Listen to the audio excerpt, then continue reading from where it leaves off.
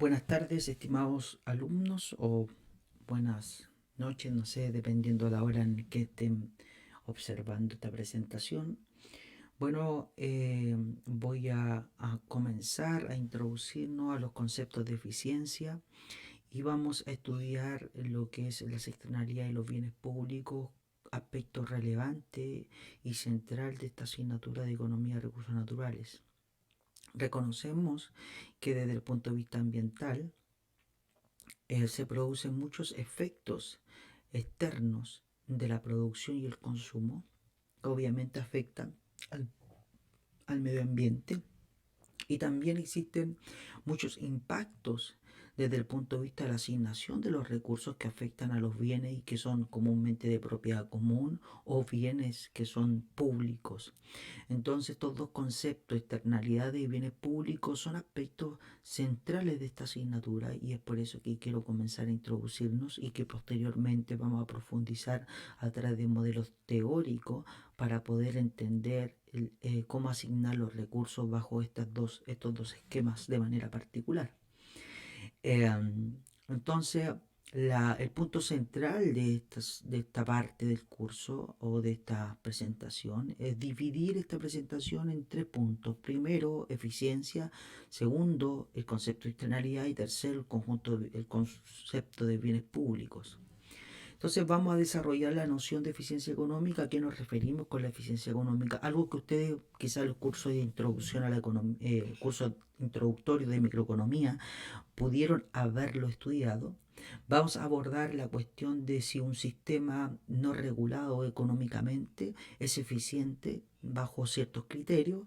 Vamos a conocer los problemas desde el punto de vista de los recursos naturales y obviamente cómo afectan esto al concepto de eficiencia económica, e introduciremos la noción de los bienes públicos y obviamente por qué los bienes públicos tienen ciertas características que nos permiten que el mercado los regule de alguna manera.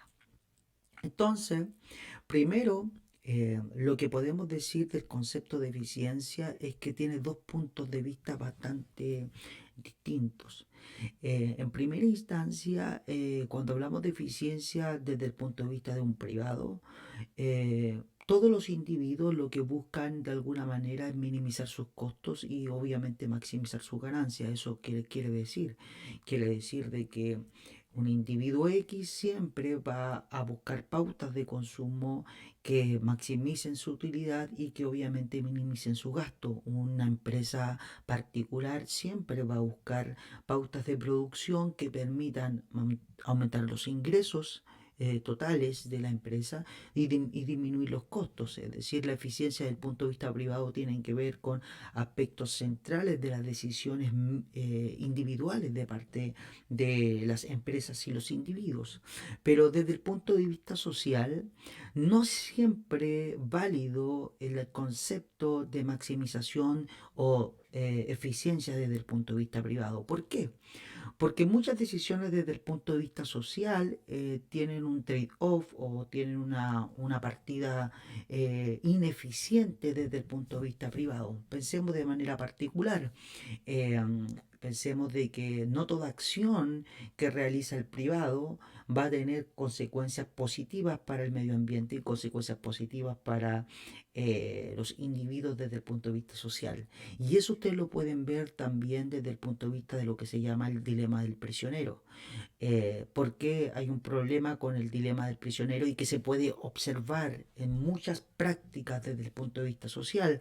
Porque cada individuo lo que hace es maximizar su bienestar individual, su bienestar privado, su eficiencia, busca su eficiencia económica de manera privada, pero el equilibrio que persiguen de manera privada los individuos no es el equilibrio eficiente desde el punto de vista social.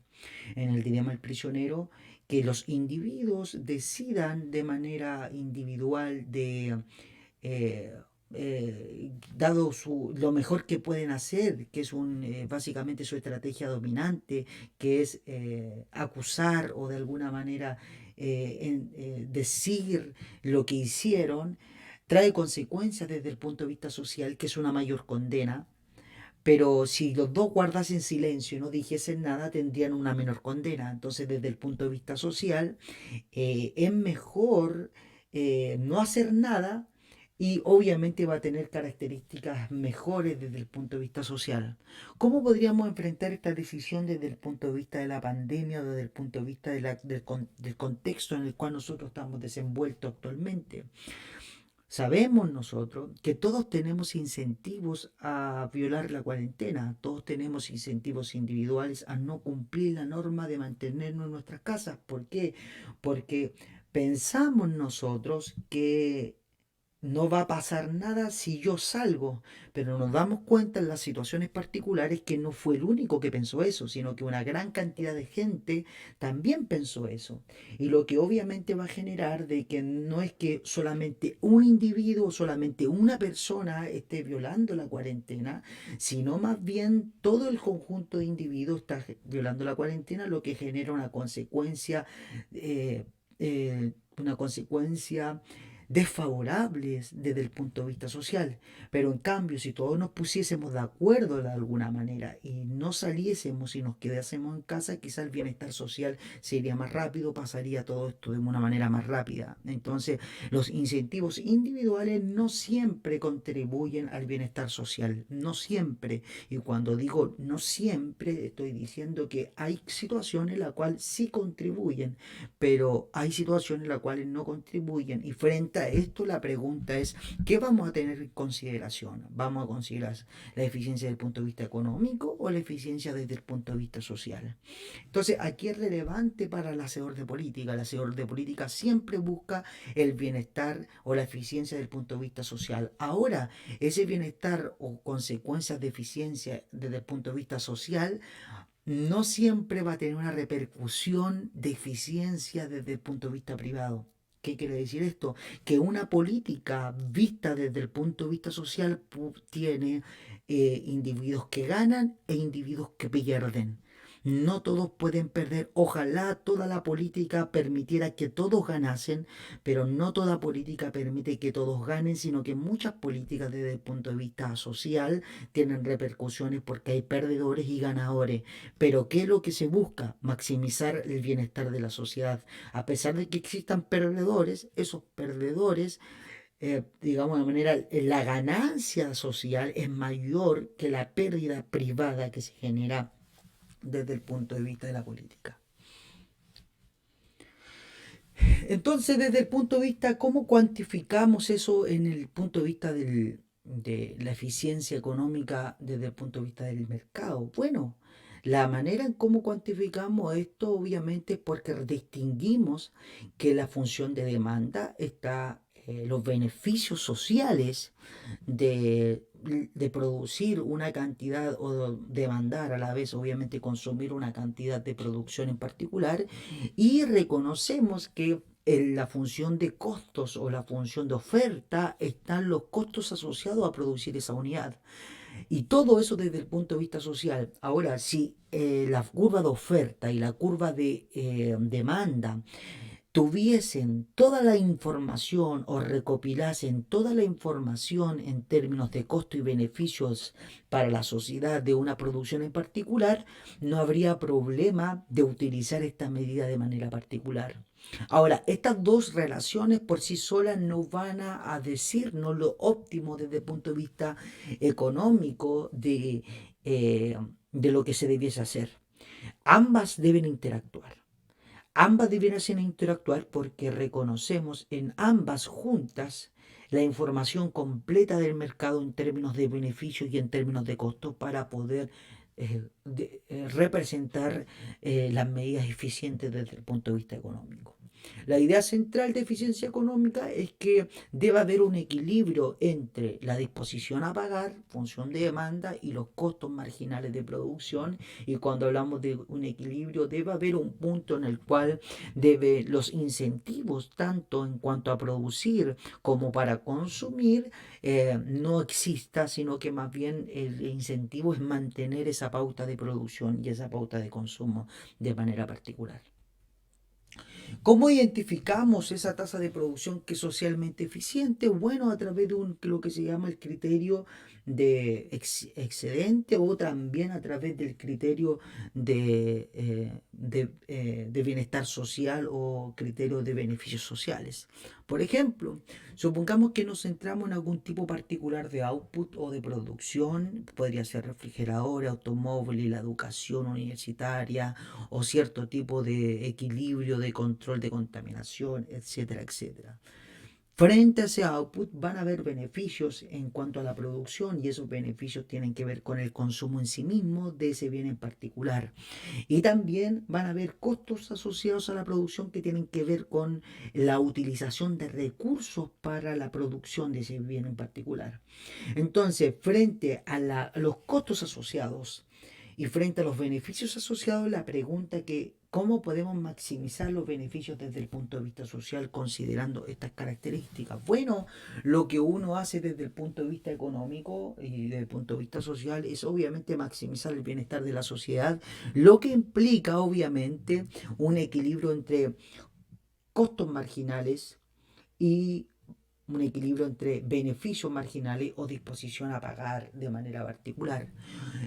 Veamos este gráfico. Tenemos los costos de la producción, tenemos las demandas de la producción y la pregunta es, esta cantidad QM, que es la cantidad y el precio PM, que es la cantidad y precio de mercado, ¿son lo óptimo desde el punto de vista social? La pregunta, dadas las características y si la curva de oferta y la curva de demanda tienen toda la información, tendrían que ser lo óptimo desde el punto de vista social.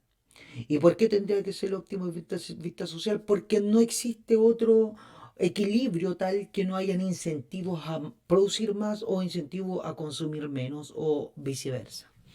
Entonces, si yo pienso en una cantidad superior, cualquier cantidad superior va a generar de que los costos de esa cantidad superior sean mayores a los beneficios de esa cantidad superior. Entonces, desde el punto de vista social, no hay incentivo a tener esa cantidad superior, porque lo que estaríamos incrementando serían los costos antes que los beneficios, y ese incremento de costos y incremento de beneficios no tiene incentivo desde el punto de vista social. Nadie va a querer que aumentar su producción desde el punto de vista social considerando que los costos son más grandes que sus beneficios. Pero si producimos menos, sin duda alguna tenemos beneficios bastante altos en términos de los costos que existen en la economía. Los beneficios de producir menos van a estar dados por la disposición máxima a pagar, que está acá arriba, y los costos por los costos marginales que existen en la economía. Pero la economía tiene incentivo a incrementar esta producción.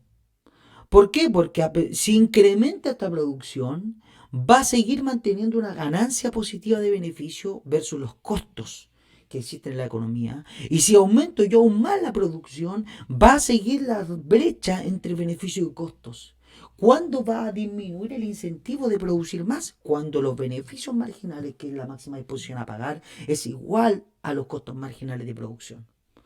Entonces, ¿qué es lo que genera? Cualquier producción anterior a este QM hay incentivo, genera incentivo desde el punto de vista económico de aumentar la producción. Y es un incentivo económico de aumentar la producción, obviamente representan incentivos en la práctica del hacedor de política de obviamente producir más. Entonces, esta cantidad QM y PM, dado el esquema que tenemos actualmente, son niveles óptimos desde el punto de vista social.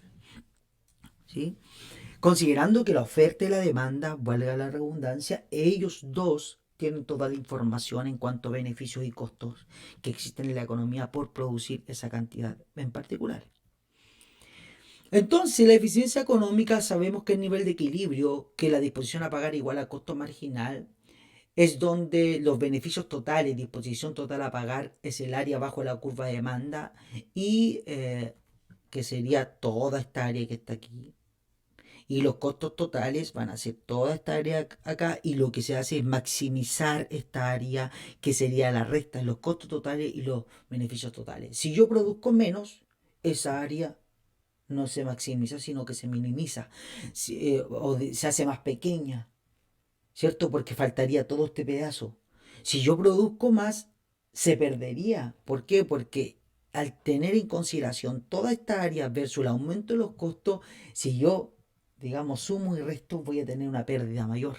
Entonces se maximiza esta área de ganancia neta para la sociedad a través de disposición a pagar igual a costo marginal.